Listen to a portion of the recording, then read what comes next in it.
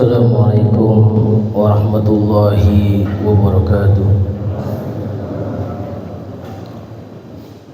Alhamdulillahi wa kafa wa salatu wassalamu ala rasulillahi al-mustafa wa ala alihi wa ashabihi ala sidqi wal wafa. Asyhadu an la ilaha illallah wahdahu la syarika lah wa asyhadu anna Muhammadan abduhu wa rasuluh la nabiyya ba'dah. Allahumma salli wa sallim wa barik wa an'im ala nabiyyina Muhammadin wa ala alihi wa ashabihi wa man tabi'ahum bi ihsan ila yaumil qiyamah. Nashkurullah azza wa jalla bi ni'matihi la tuhsuha. Apa kabar Bapak Ibu semuanya? Sehat? Alhamdulillah. Senantiasa kita tidak bosan-bosan mengucapkan rasa syukur kehadirat Allah atas nikmatnya yang mustahil mampu kita hitung. Wa in ta'uddu nikmatallahi la tuhsuha. Enggak ada manusia, enggak ada alat secanggih apapun yang mampu menghitung nikmat-nikmat Allah Subhanahu wa taala. Dan memang Allah juga tidak meminta kita untuk menghitungnya, Pak. Kita nggak diminta untuk menghitung nikmat-nikmat Allah, tetapi yang diminta oleh Allah Subhanahu wa taala adalah apa? Mensyukuri nikmat itu. Wa qalilun min ibadiyasy syakur. Masalahnya adalah yang bersyukur itu lebih banyak apa lebih sedikit? Qalil, lebih sedikit. Maka salah satu nikmat yang luar biasa pada pagi hari ini, pada subuh ini, kita bisa mendapatkan diri kita dimudahkan oleh Allah Subhanahu wa taala salat subuh berjamaah. Ini nikmat luar biasa, Pak. Jadi kalau ada orang punya hobi itu, kalau ulama-ulama dulu itu hobinya adalah hal-hal yang bersifat ubudiyah.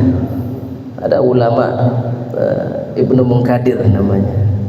Beliau menyampaikan ma baqiya di ad-dunya illa thalas, kata beliau. Tidaklah tersisa bagiku kenikmatan dunia itu kecuali 3. Ini hobinya ulama. Apa?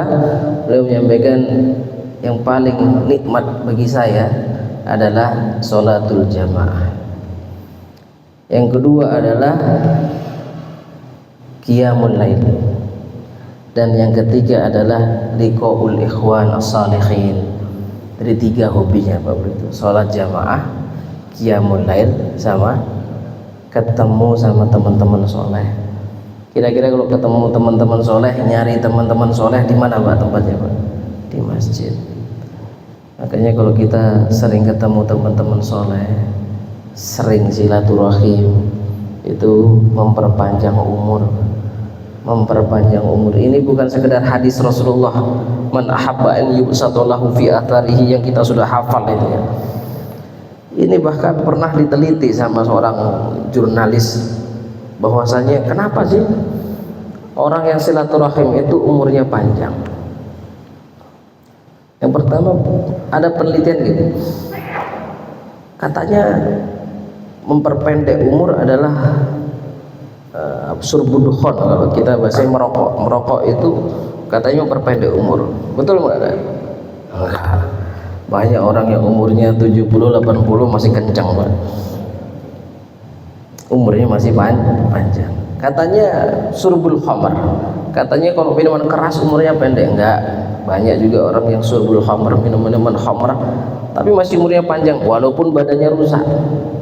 Tentunya itu adalah hal yang harus kita jauhi, keharamannya luar biasa. Surbul khamr raqsud minad dunub. Lalu apa yang memperpendek umur itu? Nah, ini jurnalis ini menulis, seorang peneliti mengatakan yang memperpendek umur itu adalah jarangnya orang silaturahim, jarang ketemu teman. Kalau ada masalah dipendam, kalau ada masalah di rumah aja, itu pikiran itu jadi stres, ya kan? Imunitas turun, penyakit datang, dan itu secara penelitian ya, orang itu bakal umurnya pendek. Maka benar kata Rasulullah, kalau kita pengen panjang umur, berkah rezeki, banyakin ketemu teman-teman yang yang soleh, yang baik Pak.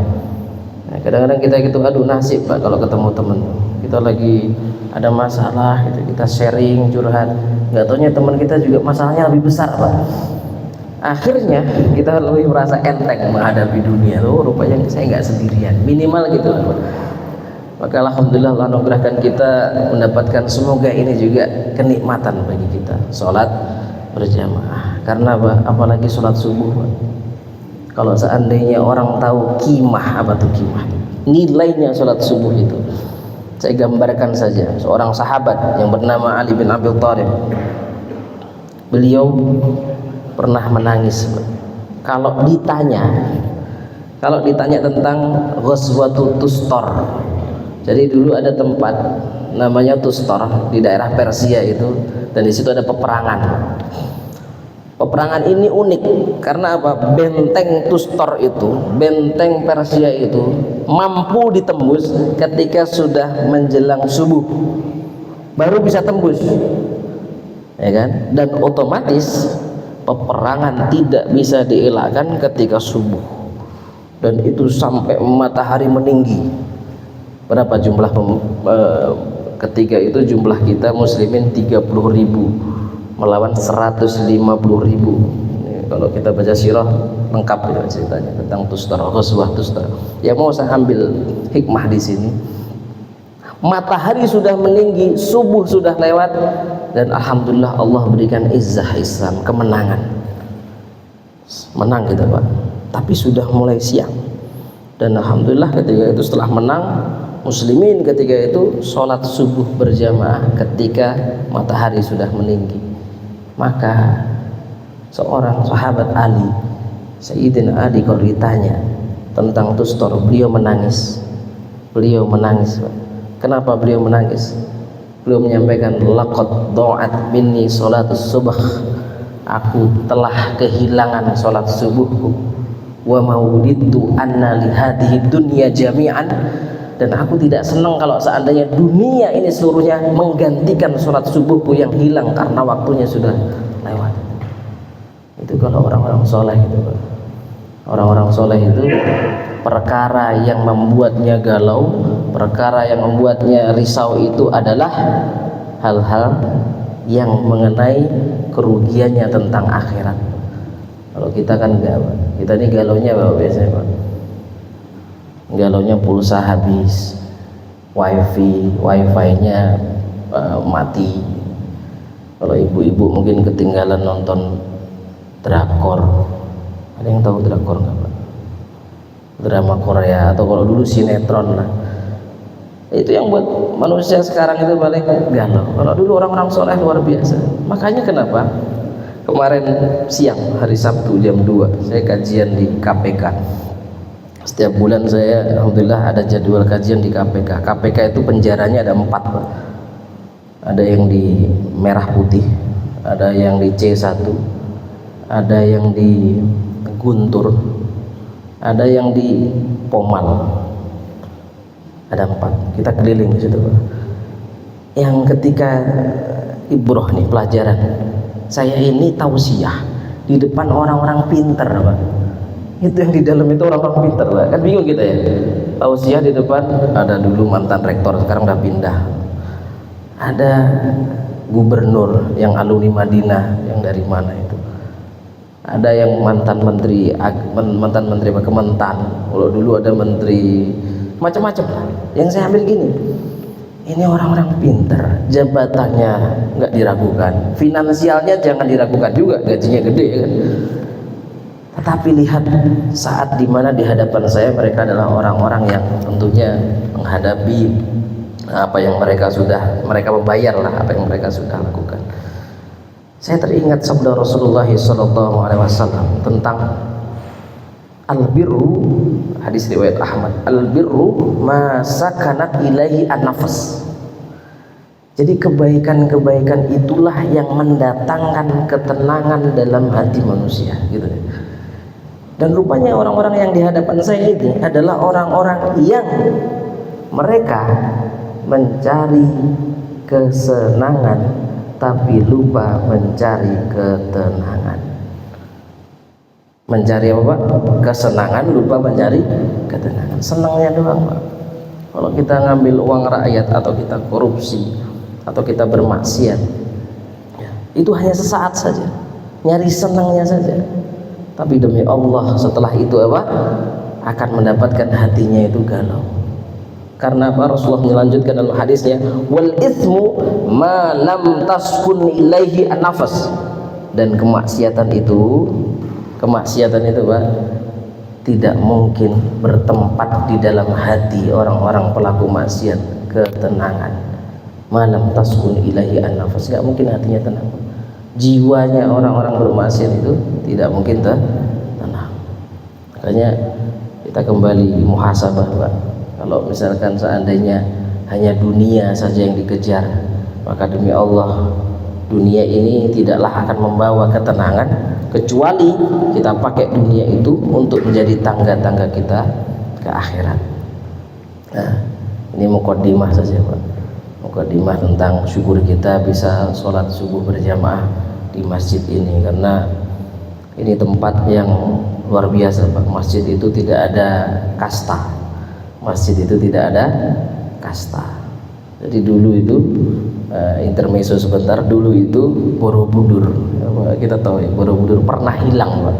Ratusan tahun tuh pernah hilang, ditemukan oleh Raffles ya, kalau kita baca di biografi Raffles, Thomas Raffles, itu kaget tuh, kok ada bangunan luar biasa seperti bukit, ketika dibongkar batu-batu.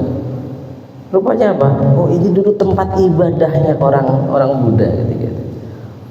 Nah, kok ditinggalkan? Kenapa ditinggalkan? Kok sampai tempat ibadah yang harusnya di kulturnya itu disucikan, kok ditinggalkan? Rupanya sejarahnya adalah pengikut dari agama itu sudah mendapatkan hidayah Allah Subhanahu wa taala masuk Islam. Maka rupanya kita tahu bahwasanya kemegahan sesuatu itu tidak menunjukkan peradabannya bagus. Kalau yang bagus, yang besar itu adalah menunjukkan peradaban bagus, tentu Bapak tahu kan, ada di Italia atau di mana itu namanya Colosseum. Colosseum itu megah sampai sekarang, kalau kita ke sana itu masih ada Pak. Tetapi itu tempat pembantaian manusia. Jadi manusia ngelawan singa, manusia ngelawan manusia sampai mati. Tetapi kita Allah anugerahkan, diberikan tempat yang indah ini di masjid, yaitu menjadi peradaban Islam, yang tentunya bukan sekedar peradaban Islam, tapi bagaimana kita usis ala taqwa, orang-orang yang bertakwa ini memakmurkan masjid ini. Bapak Ibu rahmat Allah Subhanahu wa taala, mungkin sedikit ralat ya, temanya adalah tentang golongan manusia yang tidak akan celaka, golongan manusia yang tidak akan pernah celaka. Masih kuat Pak ya? Ngantuk-ngantuk dikit nggak apa-apa ya? Biasanya kalau bedanya kalau subuh ketika Ramadan sama nggak Ramadan tuh bedanya ngantuk Pak, biasanya ketika sahurnya kebanyakan. Nah, apalagi kalau sudah 2 piring itu terus nyender itu nggak apa-apa Pak. Kalau ngantuk dikit nggak apa-apa. Nah, ini Raudhah min Riyadil Jannah, ini kan taman-taman surga, jadi kan tenang. Biasanya kita ngantuk-ngantuk dikit, merem, bangun-bangun selesai itu nggak apa-apa, tapi mendapatkan keberkahan ilmu insyaallah. Di surah Thaha ayat 123 Allah Subhanahu wa taala menyampaikan, bismillahirrahmanirrahim, fa imma ya'tiyannakum minni hudan famanittaba'a hudaya fala yadhillu wala yashqa. Fa imma ya'tiyannakum minni hudan, kalaulah seandainya datang kepadamu huda.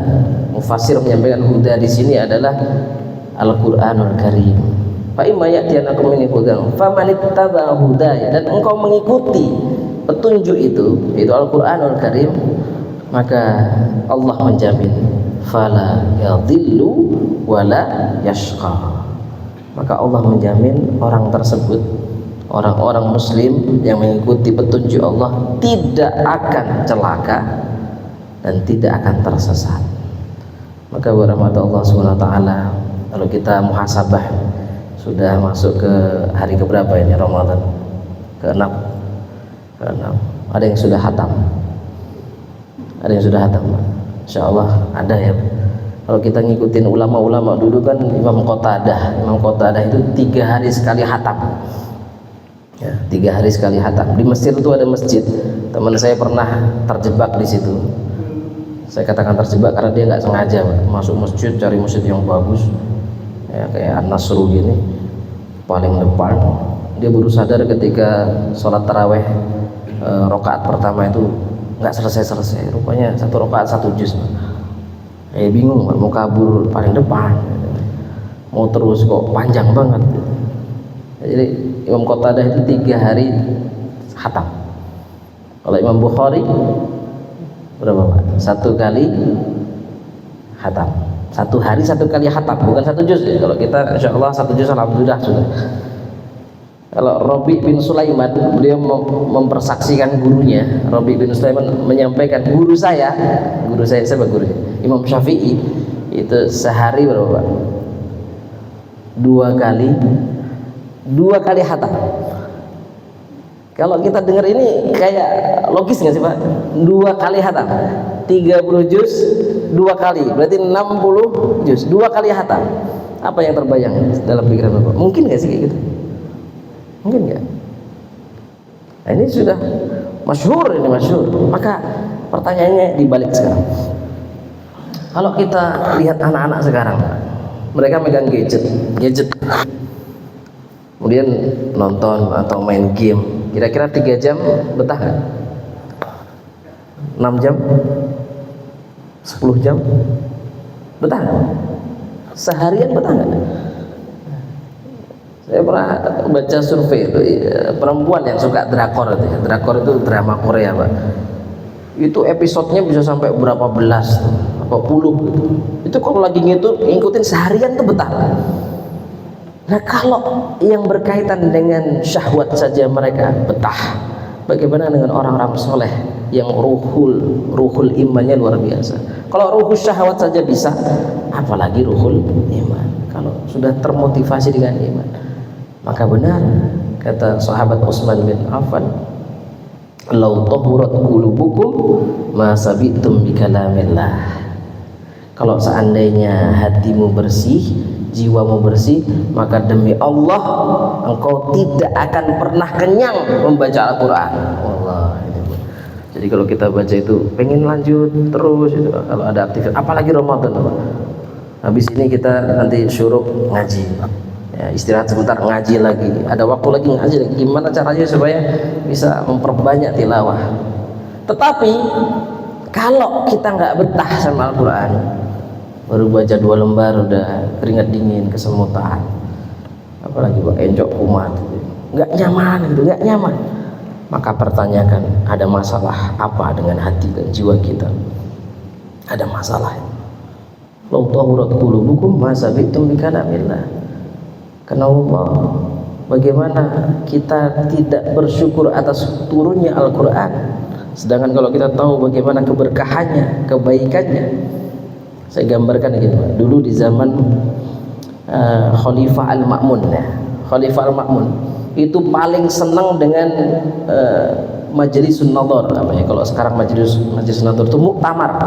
Jadi beliau tuh sangat senang dengan keilmuan, sampai beliau bikin perpustakaan besar luar biasa. Nah beliau itu ngundang orang-orang pintar Pak. Pokoknya orang pintar diundang, walaupun background agamanya berbeda diundang Pak, untuk kontribusi kepada Islam. Kalau dia menguasai ilmu astronomi diundang, kalau dia menguasai ilmu matematik diundang, walaupun backgroundnya menyampaikan. Nah ketika itu ada di antara orang-orang ahli ya, kalau mungkin sekarang profesor gitu ya, menyampaikan pemikirannya, itu ada yang naik podium, dan ini orangnya sangat cerdas. Kalau dalam kitab disampaikan hasanul wajah, royahatut thayyibah, jadi wajahnya ganteng ya kan, bajunya rapi, wangi, dan menyampaikan ilmu yang dahsyat luar biasa. Tetapi kelihatan bajunya ini bukan muslim, bajunya ini Yahudi, Israel. Maka ketika turun dari podium, dipanggil sama khalifah, ditanya, anta Israel, apa apakah kamu Israel? Naam, iya wahai khalifah, saya Israel. Dan dia beragama Yahudi. Maka ditawarkan sama khalifah, ditawarkan apa? Aslim, masuklah Islam, maka aku akan memuliakan kamu, aku akan memberikan apa yang kamu mau. Nah, ini seorang khalifah Pak, seorang raja Pak. Apa jawaban? La, inna dini wa dinu abai. Enggak, agamaku agama orang tuaku. Ditolak Pak, pergi orang itu. Sudah namanya dakwah kan ya, apalagi seorang khalifah dia bisa dakwah dengan kekuasaan. Jadi kalau ditolak ya nggak ada masalah. Kemudian datang sanah ba'dah, setahun setelahnya itu datang Majlisun Nadhr yang kedua, orang-orang pintar diundang lagi. Orang yang sama yang ditawarin oleh khalifah masuk Islam, orang Israel tadi, naik ke atas podium dengan memakai baju yang berbeda Pak. Ya kalau sekarang mungkin baju gamis gitu ya, yang menunjukkan atributnya Muslim. Ini kok saya kayak kenal, ini kayak orang yang dulu. Dan dia membahas apa? Membahas fikih dengan detail. Karena orang cerdas kan gitu, membahas apa aja kalau sudah pintar ya pintar aja, gampang lah menguasai ilmu gitu. Maka ketika turun dari podium dipanggil lagi, wallah anta sahibuna bil amas, kamu teman yang dulu pernah di sini kan, yang dulu pernah saya tawarin masuk Islam itu. Senyum orangnya kan. Na'am ya khalifah, betul ya khalifah, saya. Kamu sudah masuk Islam, betul. Alhamdulillah, Allah kasih hidayah. Masa babu Islamik, penasaran kalau sekarang bahasanya kepo ya. Apa yang menyebabkan kamu masuk Islam? Nah, ini orang pinter nih, beda Pak. Orang dapat hidayah karena kejeniusannya. Selama ini, kata orang ini, saya penasaran dengan kitab-kitab yang ada, yang dimiliki agama-agama. Wa uridu an amtahina hadihi al-adyan bi kitabihim. Aku ingin menguji kitab-kitab mereka, keotentikannya gitu. Dengan cara apa Pak? Saya ambil kitab-kitab dari agama Nasara, Yahudi dan Muslimin, dibuka, dibaca, ditulis ulang. Nah, karena dia bisa khat ya. Kita kalau belajar khat kan ada khat macam-macam, khat naskhi, khat. Mungkin kita kalau bisa khat tsunami gitu ya, pokoknya nulis saja kan. Ini khatnya bagus nih Pak. Ditulis ulang, terus kemudian fa'azidu wa naqastu, aku tambahin, aku kurangin. Berarti apa? Dipalsukan gitu Pak. Jadi semua kitab itu dipalsukan Pak sama dia. Dijilid rapi, dijual Pak. Dijual ke agama apa, Nasara. Fasturiyat apa? Kalau bahasa sekarang laris. Saya jual ke agama Nasara, laris Pak. Ke agama yang lain laris Pak. Giliran Al-Qur'an Pak. Giliran Al-Quran baru saja dia ke apa, Warroqin itu kalau sekarang mungkin toko kelontong gitulah. Jadi toko kelontong apa ya, toko kelontong apa ya, orang-orang punya toko, dijual ke itu orang. Bagus kalau sekarang mungkin bagus nih kita apa, jilidnya bagus, covernya bagus. Ketika dibuka, dibaca sebentar, langsung dilempar. Ini bukan Quran kami, hadza kitab muzayyaf, ini Quran palsu. Kamu dapat dari mana? Kaget orang. Wah, emang dia tahu sebaca itu berapa lembar sebanyak, emang dia hafal. Maka ketika itu saya kaget, lalu saya buka Quran yang asli, dan pas dibaca itu dia baca surah Al-Hijr ayat 9, inna nahnu nazzalna dzikra wa inna lahu lahafidun. Ya kalau mungkin bahasa sekarang merinding lah. Wallah, ada kitab mahfud. Ini kitab dijaga. Gak main-main agama ini. Ini otentik. Hidayah datang. Orang secerdas itu, sejenis itu langsung masuk Islam. Luar biasa kontribusinya kalau orang cerdas masuk Islam. Siapa ya kalau sekarang saya gambarkan, kalau sekarang Rocky Gerung gitu, orang pintar itu.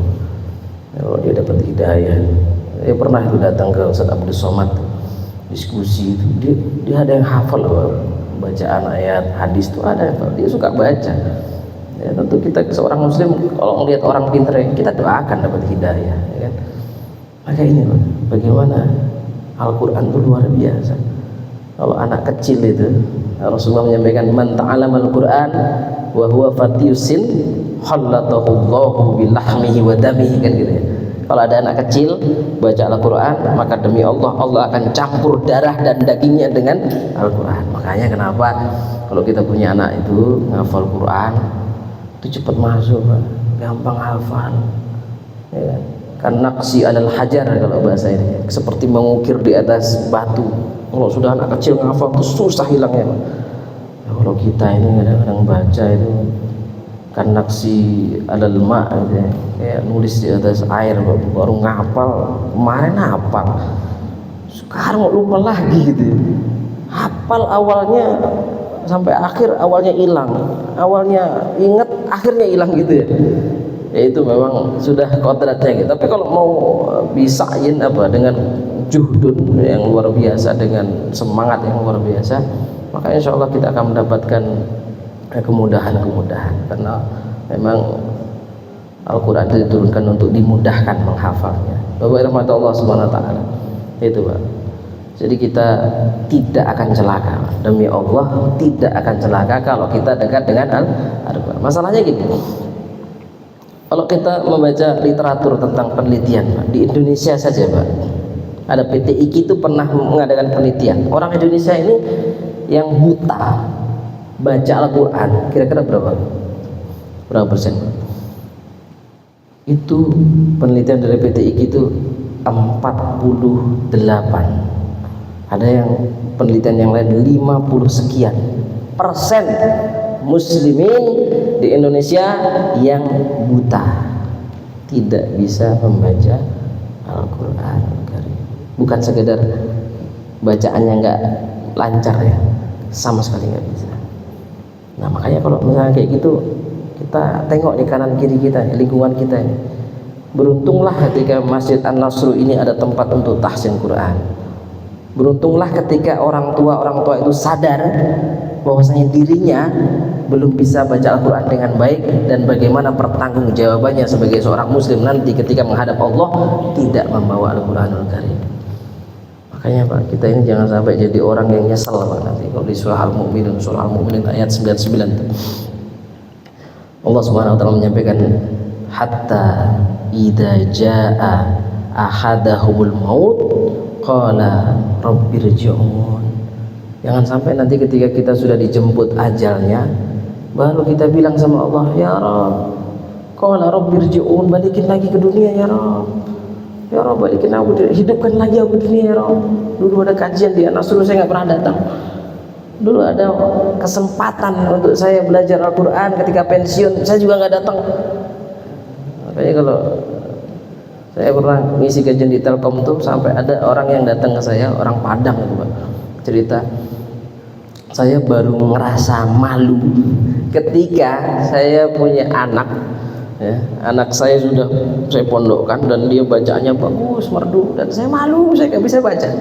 Akhirnya 5 tahun sebelum dia pensiun, dia belajar Pak, 3 tahun alhamdulillah lancar.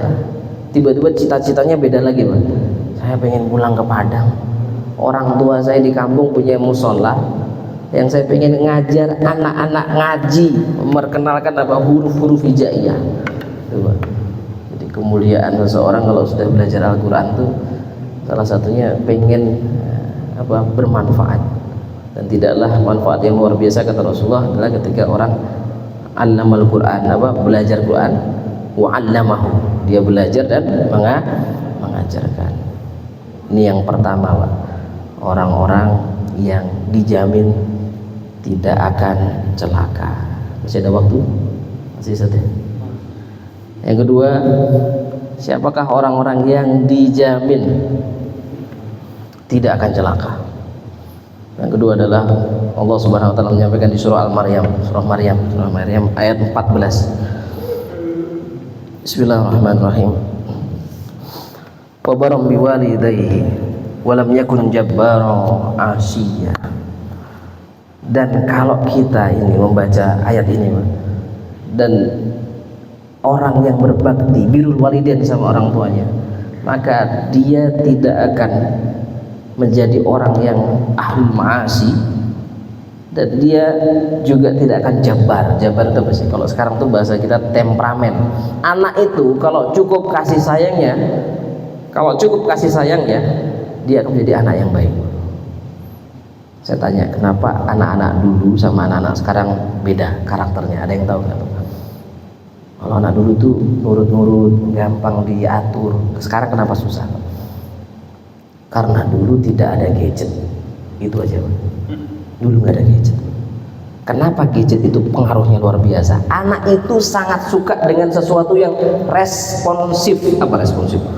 Cepat nanggep, cepat apa? Jadi kalau kita sering ya, kalau kita punya anak dengan Bu, Pak, anak kita masih kecil kan? Ntar dulu, Bapak lagi ngobrol. Ntar dulu, Ibu lagi ngobrol. Ntar.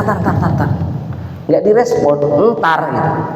Itu jangan disepelekan.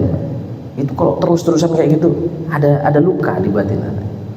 Akhirnya mereka mencari yang responsif. Apa itu? Gadget itu responsif, dipencet langsung respon. Pokoknya anak 2 tahun tuh udah bisa Pak, geser YouTube, nonton apa game. Itu berapa tahun? 5 tahun, 4 tahun aja udah bisa main game. Kalau udah kayak gitu udah keterusan ya. Dunianya gadget terbatasi, kemudian apa lingkungannya juga mungkin kurang baik, maka beda Pak karakter sama anak-anak. Maka kalau kita melihat bagaimana orang-orang soleh dulu mendidik anak-anaknya, itu luar biasa. Kita tidak akan pernah memiliki anak-anak yang soleh kecuali bagaimana orang tuanya menjadi orang-orang yang berusaha menjadi orang yang soleh. Umar bin Abdul Aziz, siapa yang nggak kenal? Beliau disebut Khulafaur Rasyidin Al-Khabisah, gelarnya tuh saking hebatnya. Bagaimana beliau mendidik anak-anaknya, Pak? Beliau ini seorang khalifah. Kalau sekarang tuh seorang presiden, Pak. Ya kalau mau presiden kan, ini anak-anak ini gimana caranya jadi gubernur, mantu aneh, ya kan? Ini biar jadi apa? Gitu ya, namanya khalifah kan. Beliau enggak. Bahkan sebelum meninggal, beliau itu ngumpulin anaknya yang ada 11 orang dalam riwayat. Disampaikan kepada nasihat-nasihat keimanan. Salah satunya adalah beliau menyampaikan, ini aku punya uang, punya harta yang enggak lebih dari 2 dinar, ada yang mengatakan 1 dinar. Jadi dibagi cuma 1 dinar, Pak. 1 dinar kalau dikuruskan sekarang berapa mungkin? Ada yang tahu? 4 juta atau berapa itu? Tapi nasihat beliau luar biasa. Aku tinggalkan kepadamu bagaimana engkau memahami Al-Quran dengan baik. Yatawallas shalihin, maka engkau akan diurus oleh Allah Subhanahu wa taala. Ketika engkau menjadi orang soleh, maka Allah yang akan mengurusmu. Itu nasihat beliau. Jadi beliau itu berprinsip gini, jangan sampai aku kasih kamu harta banyak, yu'inuhum 'alal ma'asi, yang harta itu nanti justru kamu pergunakan untuk kemaksiatan. Mending saya kasih harta sedikit tetapi keimanan kamu baik, maka Allah akan yatawallas shalihin. Inna waliyallahu alladzi nazzala al-kitab wa huwa yatawallas shalihin, di surah itu Al-A'raf. Nah itu nasihat yang luar biasa, Pak. Maka anak-anak beliau itu dikenang dalam sejarah, walaupun dikasih harta sedikit, Pak, ya, anak presiden, Pak, anak khalifah, Pak, tapi kemudian dikenal ketika besarnya itu menjadi orang-orang yang paling banyak sedekahnya, menjadi orang yang paling banyak amal solehnya. Orang-orang soleh itu anak-anak siapa? Umar bin Abdul Aziz. Maka kalau kita pengen tidak menjadi orang yang celaka, Pak, bagaimana birrul walidain kita? Sampai ada yang mengatakan gitu, ini seorang murid ya bertanya pada gurunya, hal ana min ahadis salihin, apakah aku ini termasuk golongan orang soleh wahai guruku? Maka gurunya menjawab kayak gini, bagaimana engkau mendoakan orang tuamu, disitulah terlihat kesolehanmu. Ada kan anak-anak yang sudah dilahirkan, sudah dibesarkan, sudah dibiayai, dia lupa, Pak, doain orang tuanya, atau jarang doain orang tuanya, bukan orang soleh. Kenapa? Rasulullah menyampaikan waladun solihun yad'ulah. Makanya kalau kita dulu lihat contoh di dalam kitab Al-Birru Wasilah ya, kalau kita baca itu ada kisah menarik itu. Ada seorang anak yang dia itu menggendong ibunya. Ibunya pengen umrah, pengen haji gitu ya. Digendong min Khurasan, dari Khurasan ke Mekah itu berapa mil? Kalau sekarang mungkin sini Surabaya. Digendong Pak, digendong sampai melepuh punggungnya, sampai selesai manasik, kemudian ketemu dengan sahabat Ibnu Umar. Nah, beliau ingin tahu, aku sudah melakukan kebaikan ini dengan perihnya punggung, dengan jarak yang begitu melelahkan. Maka dia berpikir pengen nanya sama Ibnu Umar, wahai Ibnu Umar, hamaltu ummi ala raqabati min Khurasan ila Makkatil Mukarramah hatta qadaitu manasikal haji aturoni jazaituha. Aku sudah gendong ibuku jarak yang jauh dari Khurasan sampai selesai manasik haji. Apakah ini aku ini mampu membalas kebaikan ibuku karena ini? Nah, kira-kira gitu Pak. Gimana? Kebayang nggak? Ada seorang anak yang berpikir dia mampu membalas kebaikan ibunya dengan cara apa? Gendong ibunya. Maka marah Pak Ibnu Umar. Allah, kok ada anak mikir kayak gitu ya? Gitu lah. La walau talqatan wahidah.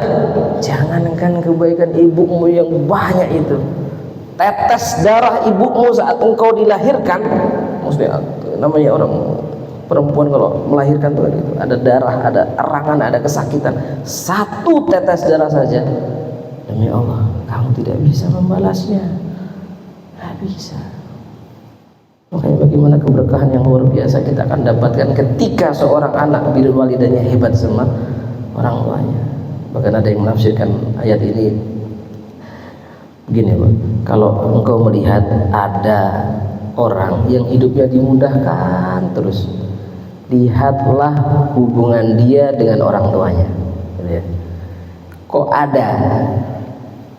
Tapi kok ada orang yang hidupnya penuh masalah, lihat juga hubungan dia dengan orang tuanya. Sekarang ini kita diperlihatkan karena medsos banyak, kita bisa melihat miris Pak. Ada seorang ibu yang dia ditinggalkan sama anaknya, dibuang sama anaknya. Tiba-tiba dia di depan toko itu bingung, celingukan dari pagi sampai sore. Ditanya, ibu mau kemana? Enggak kemana-mana. Lah ibu ngapain di sini? Enggak tahu, kata anak saya tadi saya suruh di sini. Katanya mau dijemput. Enggak dijemput-jemput. Ayo ikut ke rumah saya. Enggak dijemput-jemput. Emang sengaja dibuang. Ya. Di Malang tuh ada yang pernah viral tuh. Ditaruh panti jompo dan diteken kontrak, saya serahkan orang tua saya sampai meninggal, tolong diurus. Ada Allah. Maka jangan lupa Pak, salah satu hukuman Allah kata Rasulullah SAW yang diberikan cash, nggak nyicil, kan ada hukuman yang nanti kita dikubur di azab. Ada hukuman cash yang nggak nyicil, langsung dapat ketika saat kita hidup. Apa kata Rasulullah? Babani muajjalani uqubatuhuma. Ada dua hukuman, uqubah, iqab, yang dipercepat sama Allah Subhanahu wa taala. Yang pertama adalah al-uquq. Apa? Durhaka sama orang tua. Durhaka sama orang tua Pak, yes, langsung dikasih. Maka saya pernah tuh dengar berita Pak, belum lama, mungkin setahun 2 tahun yang lalu, seorang ibu didatangkan ke persidangan, dibawa anaknya ke persidangan hanya karena waris. Jadi ibunya ini disidang, dibawa supaya dia dipenjara. Jaksanya itu salah satunya anaknya juga.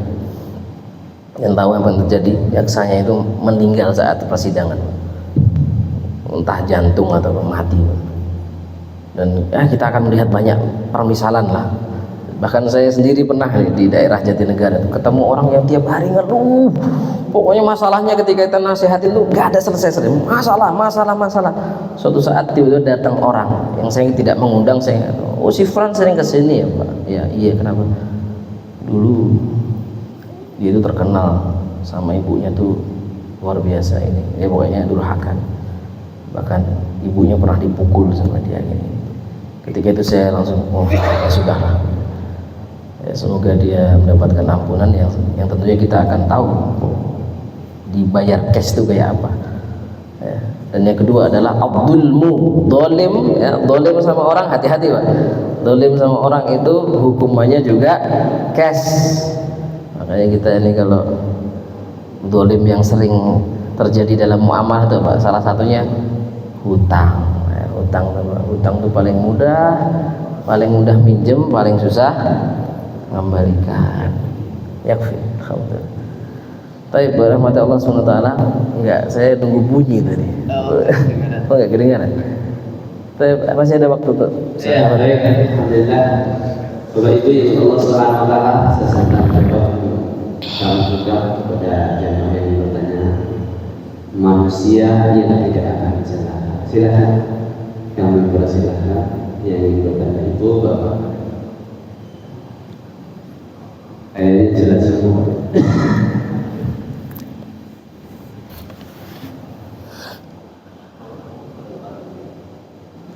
Assalamualaikum warahmatullahi wabarakatuh. Waalaikumsalam. Saya ingin bertanya tentang mutokodah dari Allah. Jadi sebuah target di Ramadan untuk menghatamkan sekian kali, 3 kali dan lain-lainnya. Itu mungkin cocok untuk generasi awal yang sudah paham dengan isi Al-Quran. Model penghataman itu ditiru oleh generasi sekarang. Dengan berpacu dalam itu juga cepet-cepetan menghatamkan Al-Quran, one surah, one ayat sampai. Padahal sebetulnya Al-Quran itu yang menyebabkan kita ini kenapa kok jarang, meskipun sering membaca, jarang yang mengamalkan isi Al-Quran. Kalau kita tidak memahami isinya. Dan sekarang kita ingin mencari keseimbangan di Ramadan ini, Pak Ustaz, antara banyak-banyakan menghatamkan sama memahami isinya, menghidupkan ayat-ayatnya.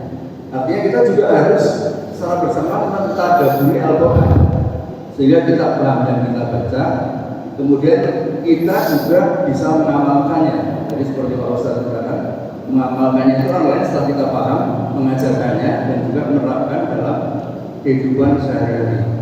Bahasanya kita orang-orang awam ini prioritasnya yang mana Pak Ustaz dalam Ramadan ini? Saya tadaburi dulu sampai paham. Ya saya nggak mikir nanti selesai sampai surat berapa. Yang penting yang saya lewati itu saya paham. Atau tetap saja, kalau sudah belajar ngaji, sudah pintar, sudah cepat kalau baca Al-Quran. Ini itu Ustaz. Pertanyaan saya bertanya soalnya, bukan pencerahan. Assalamualaikum warahmatullahi wabarakatuh. Waalaikumsalam. Salah satu fastabiqul khairat dalam membaca Al-Quran. Saya teringat kalau dalam tafsir Al-Qurtubi, kalau kita sering mendengar apa? Wa idza quri'al Qur'an fastami'u lahu wa ansitu la'alla turham. Turham itu mana turham? Supaya engkau diberikan rahmat. Itu bagi siapa Pak? Fastami'u lahu, bagi orang yang asami, bagi orang yang mendengarkan. Bagi orang yang mendengarkan saja, la'allakum turhamun, itu sudah dikasih oleh Allah apa? Keberkahan yang luar biasa. Baru dengerin Pak. Bagaimana Al-Qari, bagaimana Al-Hafid, bagaimana orang-orang yang Al-Hafid wal fahmu, dia juga hafal, dia juga paham isinya. Itu lebih dahsyat lagi. Maka kalau kita orang awam bacaannya masih ya tak misalkan masih terbata-bata, ya kita berusaha untuk memperbaiki itu dengan segala macam upaya, karena satu huruf ini sudah berkali-kali lipat ya. Itu baru baca, belum kemudian mentadaburi. Maka